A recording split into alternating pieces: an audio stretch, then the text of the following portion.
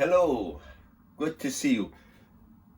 I just done the video and I had my jacket on and I took it off, but somehow the sound didn't work.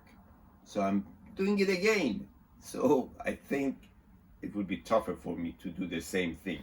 However, I've got on my nose London, Paris, Rome, Madrid.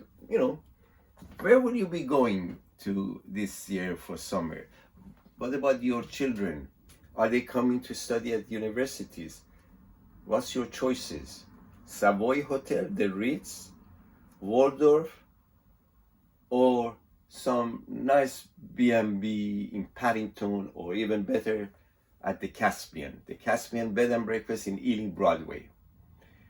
When we first came, before I got to Ealing Broadway, we flew to Heathrow Airport and then to Erscote area. Lots of Australian were there, and High Street Kensington and the Holland Park was there. I'll tell you more about Holland Park soon. I've got a list of 9 gems, hidden gems, that I suggest you consider it at some stage. So, you're thinking of coming to London. London is expensive, and it's more expensive than a few years ago. But then again, you go to Rome, is expensive. And they are all safe, and they're not so safe, all of them. All of them have got very clever cyclists and motorcyclists who come and get hold of your mobiles and steal it from you. So you have to be careful wherever you are. When you come to the Caspian, I tell you all about this thing, that you should not throw any cigarette stubs or any papers in the streets, because there are people hiding behind the trees and they will find you. And why not?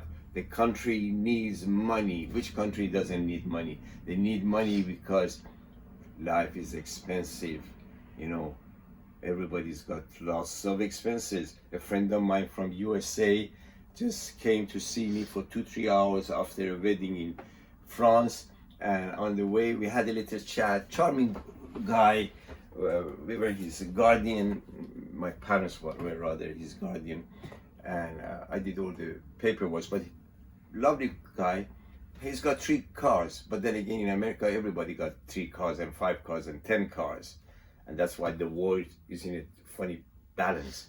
And then another friend has got Rolex and all those expensive watches. So I said to him, why, what's going on? And I told him, what about Steve Jobs say, with even $100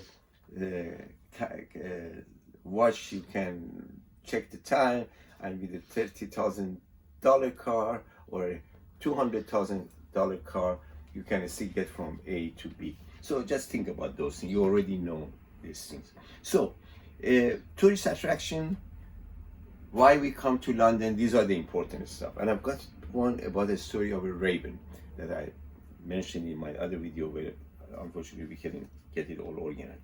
So I'm hoping we cover everything, but a bit quicker than last time. Okay, so you come to London, let's say you come to Ealing, check the Dollhouse Museum. That's one of the gems. That's according to Dr. Rupa Har, the lovely MP for this part of town. And there are other lovely MPs this side of town, West London, near Heathrow, actually, on Elizabeth Line. So that's the beauty of coming to LHR and then coming to Ealing and stay at a few of the hotels here, and including a nice friendly B&B called the Caspian. So, Hampstead Heath, one place you've got to go. Leadenhall Market, obviously Holland Park. Holland Park, we used to live there for quite a while, and we used to go and see the beautiful peacocks and other birds. And there is that lovely building which is now a youth hostel. It was Lord Holland property. So that was quite something. You must, visit that. And that's right in the city center, practically. High Street Kensington and Holland Park. Then Barbican Center and Conservatory. Chelsea Psychic Garden. Wow, psychic. I'm interested in palmistry, astrology, numerology, Aquarius. I'm Aquarius, by the way. Gemini, Aries, all sorts of things. Then there is somewhere called God's Junkyard. God's Junkyard. Wow. Why God's Junkyard? But anyway, something to see. I checked it out. It's quite interesting. Wetland Center is south of London. Lots of birds of all kinds. And then number 8, I've allowed for Neasden Hindu Temple. And number 9, I think I will go for Garden 120. There are a couple of nice gardens right on top that not many people knows, and that's quite something to see in central London. So Garden 120. And there are many others. I mean, as far as museums are concerned, there are something like 199, 200 museums in London alone. And Dalhousie Museum, I would say 199. I like the number 9, you know. Number 9 is a good, powerful number. 9, 19, 95. They're good numbers. So London has got a lot to offer. Education, coming here, going to Oxford, to Cambridge, Imperial College, or even some of the other universities that now have developed and doing a great job.